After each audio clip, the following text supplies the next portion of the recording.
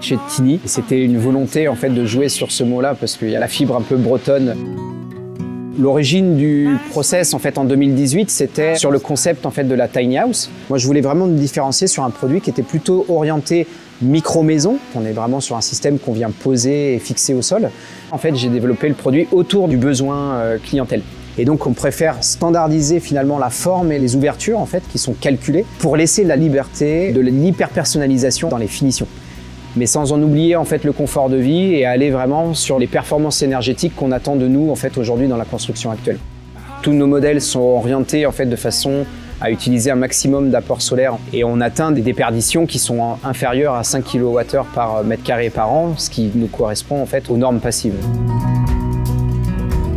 Chez Tiny, l'innovation a toujours été au cœur de l'activité, avec deux innovations majeures qui est le plancher autoportant et la manière de fabriquer la toiture en fait, qui vient renforcer le modèle. Au niveau structurel, on est sur du Douglas. On va chercher toujours du bardage très haut de gamme, soit en pinte du Nord, soit en raie de cédar. On peut même faire des Tiny en cuivre, enfin voilà, il y a pas mal de choses possibles.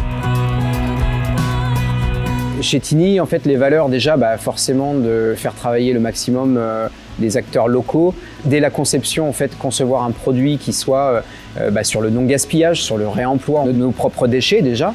Il n'y a pas la prétention de dire on va faire changer la société, mais c'est de mettre à disposition un outil qui permet aux gens en fait de changer leur code de conduite, etc.